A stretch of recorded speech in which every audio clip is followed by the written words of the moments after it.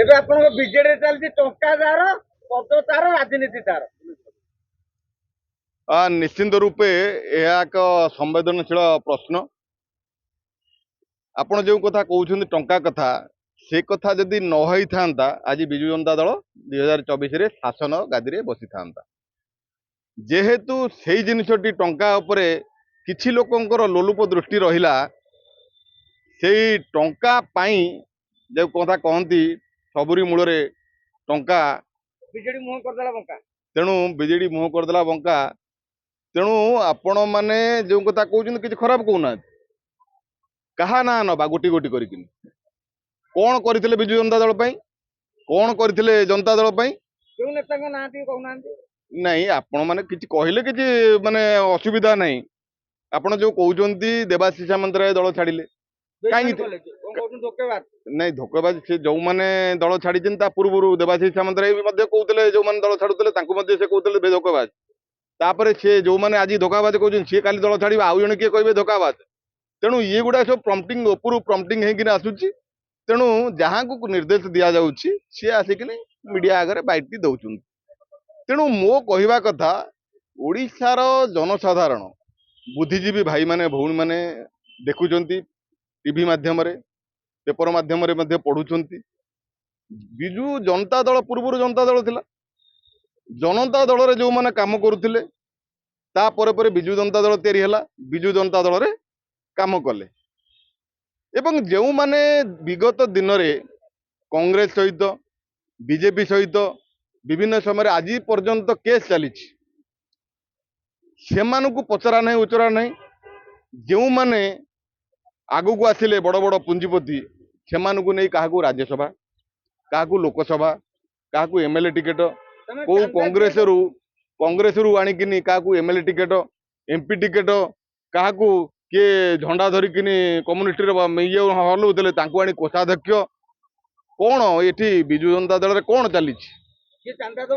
ତେଣୁ ବିଜୁ ଜନତା ଦଳକୁ କିଛି ଲୋକ, କିଛି କୁଚକ୍ରୀ ଗୋଷ୍ଠୀ ଆଜି ପର୍ଯ୍ୟନ୍ତ ରହିଛନ୍ତି। ସେମାନେ ଚାହୁଁଛନ୍ତି ବିଜୁ ଜନତା ଦଳ ସେଇଭଳି ବଞ୍ଚିଥାଉ,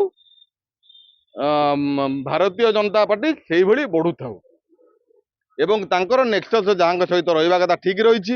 ବିଜୁ ଜନତା ଦଳକୁ ବେଶୀ ଉପରକୁ ନ ଉଠେଇ ଦେଇ ଯେମିତି ଯେଉଁ ଫଣ୍ଡସ ଅଛି ସେ ଫଣ୍ଡସକୁ କିପରି ଘପଲିତ କରିବେ ସେଇ ଯୋଜନାରେ ବର୍ତ୍ତମାନ ସେମାନେ ଅଛନ୍ତି। ତେଣୁ ଭବିଷ୍ୟତ ବିଜୁ ଜନତା ଦଳ, ବର୍ତ୍ତମାନ ଆପଣ ଯାଆନ୍ତୁ ପଞ୍ଚାୟତକୁ, ଯାଆନ୍ତୁ ମ୍ୟୁନିସିପାଲିଟି ଏରିଆକୁ, ଯାଆନ୍ତୁ ବିଭିନ୍ନ ଅଞ୍ଚଳକୁ, ବର୍ତ୍ତମାନ ବିଜୁ ଜନତା ଦଳକୁ ବହୁତ ଲୋକ ଭଲ ପାଉଛନ୍ତି।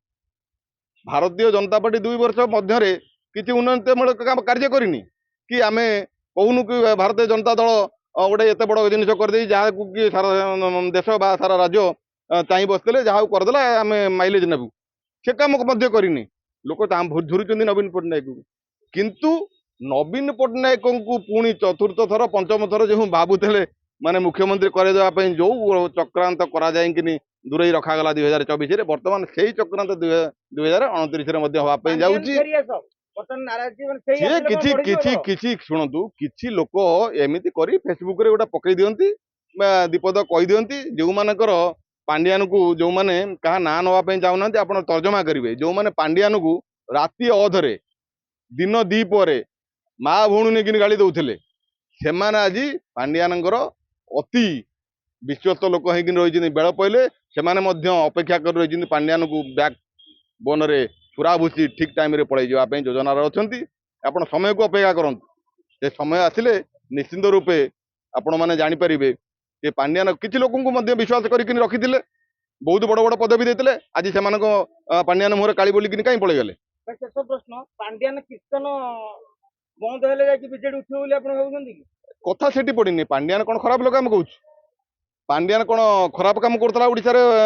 ଯୋଉ ନବୀନ ବାବୁଙ୍କ ପାଖରେ ଯୋଉ 4-5 ଜଣ ଅଫିସର ଥିଲେ, ସେ କଣ ଖରାପ କଥା କରୁଥିଲେ ଆମେ କଣ କହୁଛୁ? କିନ୍ତୁ ଯେଉଁମାନେ ବିଜୁ ଜନତା ଦଳ ବିଷୟରେ ଚିନ୍ତା କରୁଥିଲେ ବା ଭାବୁଥିଲେ କି ଆମେ ସବୁ ବୁଝୁଛୁ, ଯଦି ଭୁଲ ପରାମର୍ଶ ଦେବେ ଦଳଟା କୁଆଡେ ଯିବ?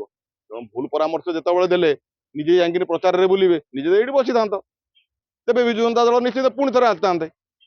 ତେଣୁ ଯୋଉମାନଙ୍କ ଉପରେ ଆପଣ ଆଉ ଜାଣିଛନ୍ତି ଗୋଟେ କଥା, ଆପଣଙ୍କର ଇଏ କଥାଟି ଆପଣ ମାନେ ସାମ୍ବାଦିକ ହିସାବରେ ଆମେ କହିବା କଥା ନୁହେଁ, ତଥାପି ଯେହେତୁ ନିଜକୁ କ୍ଷୋଭ ଲାଗୁଛି କହିବା ପାଇଁ ବାଧ୍ୟ ହଉଛୁ।